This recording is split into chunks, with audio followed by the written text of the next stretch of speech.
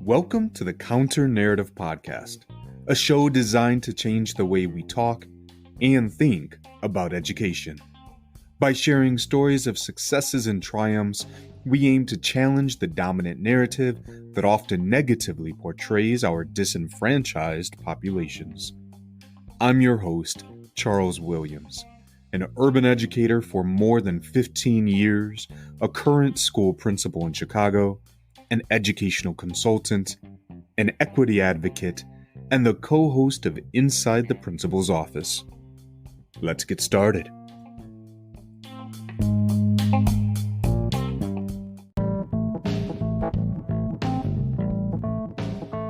Before we jump into today's episode, I wanted to tell you about a super exciting event that I have coming up, and I would love for you to be in attendance. As I mentioned in the intro to the show, I am the co-host of Inside the Principal's Office, a web series that runs live on the first and third Saturday of each month. During the show, my co-host Michael McWilliams and I bring on other educational leaders and discuss the most pressing issues and topics facing us today.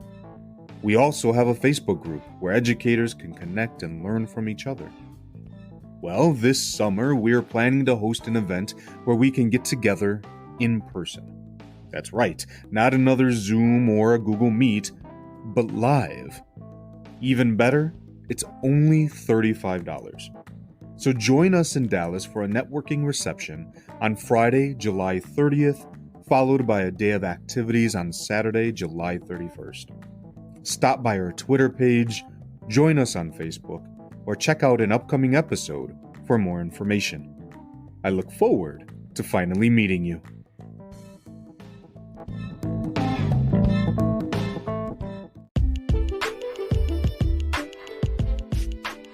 This episode is a pause to ponder segment. These bi-weekly sessions will allow me to share with you my personal thoughts and reflections on a wide spectrum of topics as they relate to education.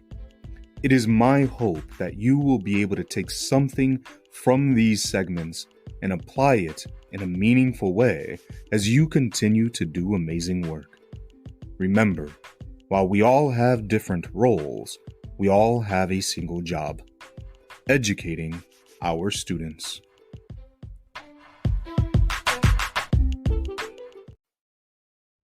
Now, I know this episode may seem a little strange at first, but I promise you, there's a point to this story. So, last night I had a dream, and in that dream I was driving home from work just as I normally would on any given day. And, like most of my commutes, I was exhausted from a day of work and was struggling to stay awake during the final stretch. Now, in my dream, I must have fallen asleep because when I regained consciousness, I guess dream consciousness, and realized I was still on the road, I was nowhere near home. None of my surroundings looked familiar. None of the highway signs looked familiar. And yes, I was somehow still driving on the highway. When I was finally able to pull over and take a look at my GPS, I came to a startling conclusion. I was somewhere in Massachusetts. Maybe this was my subconscious telling me that I needed to make the trip out for the upcoming Codebreaker summer camp, but I really have no idea why I was in Massachusetts.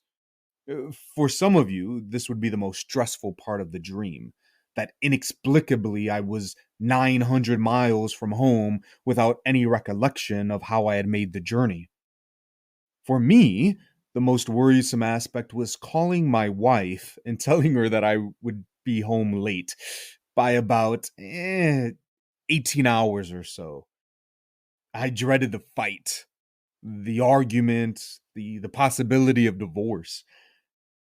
None of that came. She strangely accepted my rationale, wished me a safe journey back, and gave me her love before hanging up. That was when I truly realized it was a dream. Now, it was late, and I knew that I wasn't going to make it home that night, so I found a place to stay. A local school. I told you, it was weird. As I was roaming the building looking for a place to sleep, people didn't seem to mind and allowed me to explore unabated. As I was getting settled in, my mother walked in and explained that my wife had called her. I asked why she was in the area, and she pointed out that it took her only an hour to get there, and that I wasn't as far as I had originally thought. And that's when I woke up. Now, normally, I don't remember my dreams, but this one, it stuck with me, and I kept playing it over and over again in my head. And it was really that last part of the dream that seemed to hover in my mind, as if imploring me to dive in and discover the hidden message within. After considering it for some time and sharing it with my wife, who assured me that her reaction would not have been so calm nor pleasant, I finally found, or at least created, some meaning from this strange dream.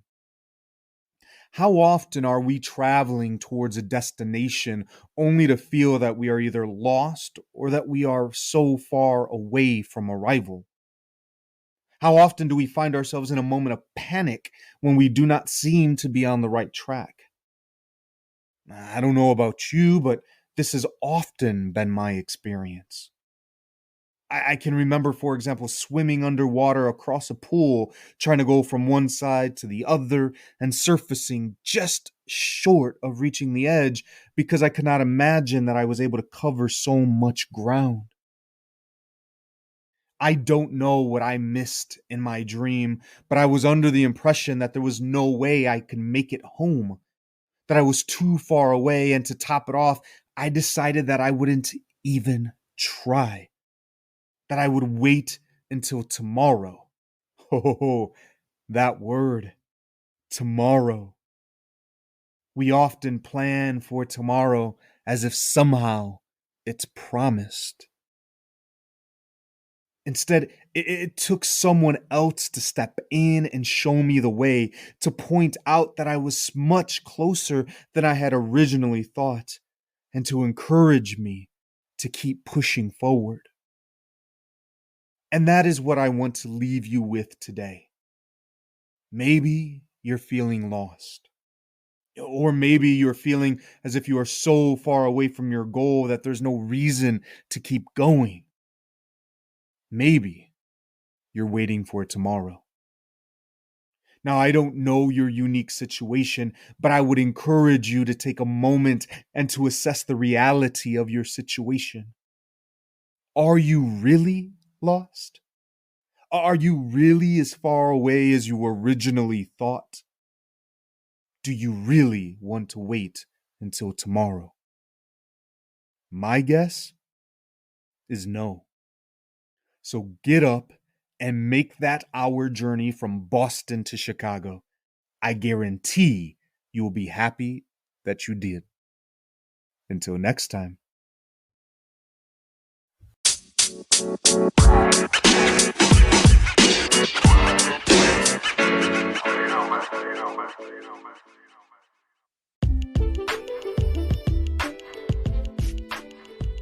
I want to thank you for listening to the Counter Narrative Podcast.